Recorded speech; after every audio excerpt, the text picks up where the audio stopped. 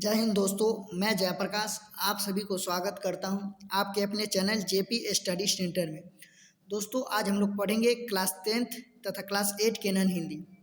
Class 8 का जो हिंदी है वही क्लास 10th के नन हिंदी। जो बच्चा के पास अपना उर्दू विषय होता है उसके लिए यह हिंदी चलता है, नन हिंदी जो क्लास 8 वाला है। उसमें जो 9वां चैप्टर है अशोक का शस्त्र त्याग। आज हम लोग इस अशोक के शस्त्र त्याग में से टोटल 15 से 20 मोस्ट वीवीआई ऑब्जेक्टिव को देखेंगे, जो आप लोगों के बिहार बोर्ड के एग्जाम में प्रत्येक वर्ष प्रीवियस ईयर में पूछा गया और इससे बाहर एक भी क्वेश्चन इस चैप्टर से नहीं आने वाला।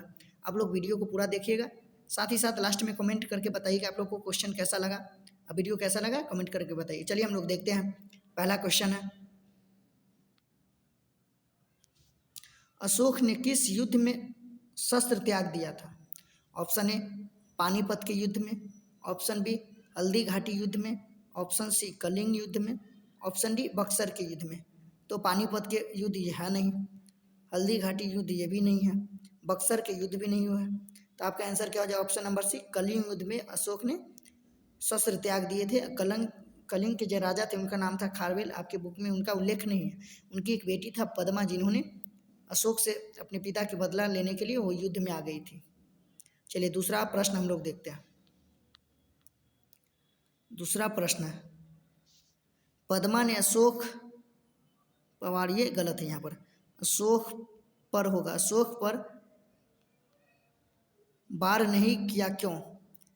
ऑप्शन ए अशोक निहत्था था, ऑप्शन बी नपुंसक था, ऑप्शन बी घायल था, ऑप्शन डी कायर था। तो आपका आंसर होगा ऑप्शन नंबर ए निहत्था था। जब अशोक पद्मा के सामने सर झुकाकर खड़ा हो जाता, बोलता है महारानी राजकुमारी मैं युद्ध नहीं करूंगा, मैं हथियार डाल दूँ, आप अपना बदला ले लीजिए। तो पद्मा बोलती जाइए महाराज, मैं स्त्रियाँ भी निहत्थों पे वार नहीं करती, जी लीजिए अपना ज़िंदगी। और वो फिर अपने स्त्रियों के सैनिकों को लेकर वो किला में चली जाती है। तो अशोक निहत्था था जिसके वजह से पद्मा उसके ऊपर वार नहीं करता। तो आपका आंसर नंबर ए सही है। क्या हो जाएगा? ऑप्शन नंबर ए अशोक निहत्था था जिसके वजह से पद्मा ने उस पर वार नहीं किया। चलिए तीसरा प्रश्न हम लोग देखते हैं। तीसरा प्रश्न, अशोक कहाँ के सम्राट था? अशोक कहाँ के सम्राट था? देखते हैं हम लोग। ऑप्शन ए कलिंग का, option B Magadh, option C Pataliputra, option D Delhi. तो अशोक कहाँ के सम्राट था? तो आपका आंसर हो जाएगा, आप लोग जान गए होंगे, ऑप्शन नंबर बी मगध के सम्राट था। और वे कलिंग और मगध के बीच युद्ध हो रहा था जो 4 वर्षों से चल रहा, अभी तक कोई विजय नहीं हुआ। चलिए चौथा क्वेश्चन हम लोग देखते हैं। चौथा प्रश्न है, अशोक का शस्त्र त्याग शीर्षक पाठ की कौन सी विधा? अशोक का शस्त्र त्याग शीर्षक पाठ की कौन सी विधा? ऑप्शन ए कहानी, ऑप्शन बी एकांकी, ऑप्शन सी निबंध, ऑप्शन डी रेखा चित्र। तो अशोक का शस्त्र त्याग शीर्षक पाठ की यह एक एकांकी है। चलिए अगला हम लोग देखते हैं। अगला अशोक का शस्त्र त्याग एकांकी के लेखक कौन है, या एक अशोक के शस्त्र त्याग एकांकी का रचनाकार कौन है? ऐसा भी क्वेश्चन में आ सकता है। तो आंसर नंबर क्या? ऑप्शन नंबर ए में Premchand, option B Banshidhar Shrivastava, option C Mohammad Iqbal, option D Phanishwar Nath Renu. तो अशोक का शस्त्र त्याग एकांकी के लेखक बंशीधर श्रीवास्तव जी। आपका आंसर नंबर बी सही है। अशोक के शस्त्र त्याग एकांकी के लेखक कौन है? बंशीधर श्रीवास्तव। अगला प्रश्न हम लोग देखते हैं। प्रश्न नंबर 6, सैनिक भेष में कौन चंडी के समान लग रही थी? सैनिक के भेष में कौन चंडी के समान लग रही थी? Option A Padma, option B Durga, option C Lakshmi, option D Kali. तो सैनिक के भेष में पद्मा साक्षात चंडी लग रही थी। अशोक ऐसे बोलते हैं, जो कौन लग रहा है? साक्षात माँ दुर्गा चंडी, जो कलिंग के बचाने के लिए युद्ध में उतर आई है। तो आंसर क्या? पद्मा क्या लग रही थी? चंडी लग रही थी सैनिक के रूप में। अगला प्रश्न हम लोग देखते हैं। प्रश्न नंबर 7 है, अशोक ने कौन सा धर्म अपनाया? अशोक ने कौन सा धर्म अपना लिया? ऑप्शन ए जैन धर्म, ऑप्शन बी बौद्ध धर्म, ऑप्शन सी सिख धर्म, ऑप्शन डी हिंदू धर्म। तो आपका आंसर हो जाए ऑप्शन नंबर बी, अशोक ने बौद्ध धर्म अपना लिया। वे सब पीले वस्त्र धारण किए हुए थे बौद्ध भिक्षु, उन लोग को मंत्र पढ़ाते रहते, वो पढ़ते हैं बुद्धम शरणम गच्छामि, धर्मम शरणम गच्छामि। तो अशोक इसके पीछे पीछे बोलता रहता है। तो अशोक कौन सा धर्म अपना लेता है? बौद्ध धर्म अपना लेता है। 7वां का आंसर नंबर बी। चलिए अगला प्रश्न हम लोग देखते हैं। प्रश्न नंबर 8वां है, अशोक ने बौद्ध भिक्षु के सामने किस बात की प्रतिज्ञा की थी? अशोक ने बौद्ध भिक्षु किसके सामने? बौद्ध भिक्षु के सामने किस बात की प्रतिज्ञा की थी? ऑप्शन ए अहिंसा की, ऑप्शन बी युद्ध की, ऑप्शन सी बलिदान की, ऑप्शन डी इनमें से कोई नहीं। तो आपका आंसर होगा ऑप्शन नंबर ए अहिंसा की। अर्थात उन्होंने यह प्रतिज्ञा ली कि मैं कभी हिंसा नहीं करूंगा, लोगों को परेशान नहीं करूंगा, नहीं किसी को मारूंगा, यह मैं प्रतिज्ञा लेता हूँ। 8वां का आंसर क्या हो जाएगा? ऑप्शन नंबर ए अहिंसा की। 9वां प्रश्न हम लोग देखते हैं। 9वां प्रश्न क्या है? प्रश्न 9वां है क्या? अशोक पद्मा पर शस्त्र क्यों नहीं चलाना चाहता था? ऑप्शन ए स्त्रियों पर शस्त्र चलाना शास्त्र की आज्ञा नहीं है, ऑप्शन बी स्त्रियां निर्बल होती हैं, ऑप्शन सी स्त्रियां अपवित्र होती है, ऑप्शन डी इनमें से कोई नहीं। तो अशोक पद्मा पे अस्त्र इसलिए नहीं चलाना चाहती है, वो बोलते हैं स्त्रियों पे अशोक हथियार नहीं चलाएगा क्योंकि शास्त्र की आज्ञा नहीं है। फिर पद्मा बोलती है तो क्या आपकी शास्त्र यह बोलती है जो लाखों माँओं की गोद को उजाड़ दे, लाखों स्त्रियों की मांग को सिंदूर को मिटा दे, विधवा कर दे उनको, लाखों बहनों के भाई को निहत मार दे? क्या शास्त्र आपकी आज्ञा ऐसी देती है आज्ञा?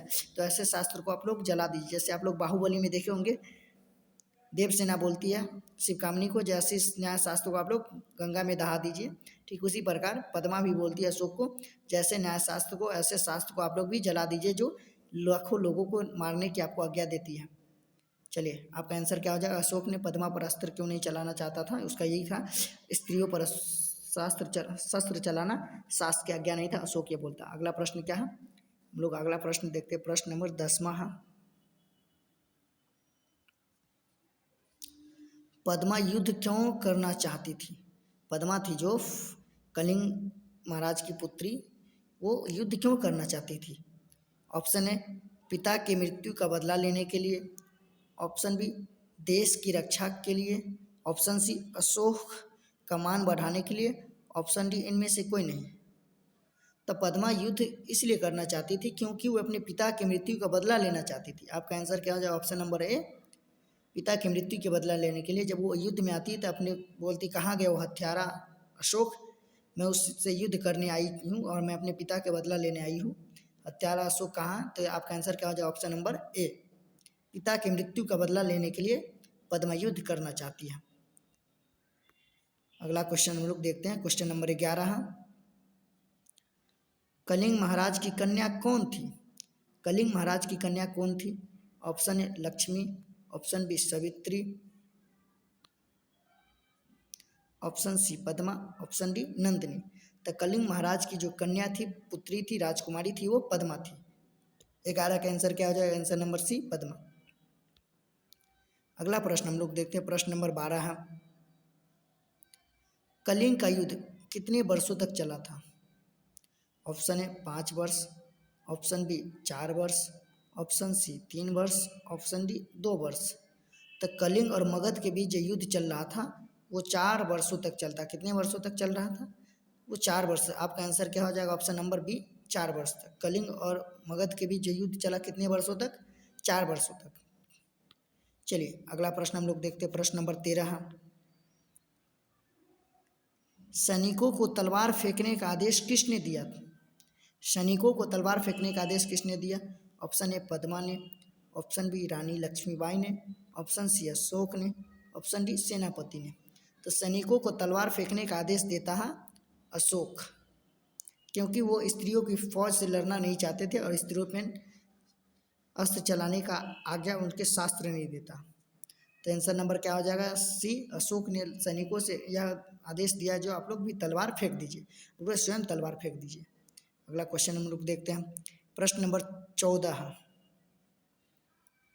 मैं स्त्रियों पर शस्त्र नहीं चलाऊंगा, किसने कहा था? मैं स्त्रियों पर शस्त्र नहीं चलाऊंगा, यह किसने बोला था? ऑप्शन ए सेनापति ने, ऑप्शन बी पद्मा ने, ऑप्शन सी अशोक ने, ऑप्शन डी उपयुक्त सभी ने।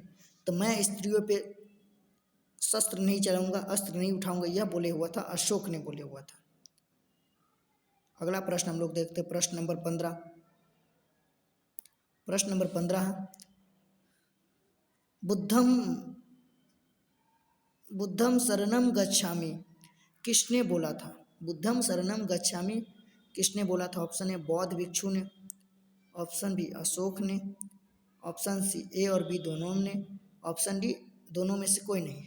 तो आपका आंसर हो जाएगा ऑप्शन नंबर सी, ए और बी तीनों। ये भी बोले थे बौद्ध भिक्षु ने भी और अशोक ने। जब अशोक बौद्ध धर्म को अपना रहे थे तो बौद्ध भिक्षु मंत्र बोल रहे थे, बुद्धम शरणम गच्छामि, धर्मम शरणम गच्छामि। तो उसके पीछे पीछे बुद्ध, ये अशोक ने भी बोल रहा था, बुद्धम शरणम गच्छामि, धर्मम शरणम गच्छामि। तब बुद्धम शरणम गच्छामि अशोक और बौद्ध भिक्षु दोनों बोले। चलिए अगला प्रश्न हम लोग देखते हैं, प्रश्न नंबर 16 है, अशोक का शास्त्र त्याग है। अशोक का शास्त्र त्याग क्या है? ऑप्शन ए यात्रा वृत्तांत, ऑप्शन बी निबंध, ऑप्शन सी एकांकी,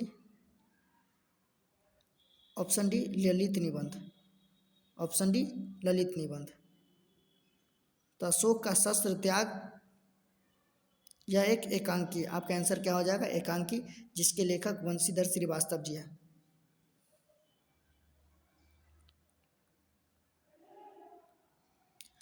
आशा करता हूँ यह वीडियो आप लोग को समझ में आ गया। अगर यह वीडियो आपको समझ में आ गया तो हमारे वीडियो को लाइक कीजिएगा, साथ ही साथ हमारे चैनल जेपी स्टडी सेंटर को सब्सक्राइब भी कर दीजिएगा, ताकि हमारे द्वारा जो भी वीडियो अपलोड किया जाएगा उसका नोटिफिकेशन सबसे पहले आपके पास पहुँचे। तो चलिए मिलते हैं हम लोग नेक्स्ट वीडियो में। जय हिंद, जय भारत।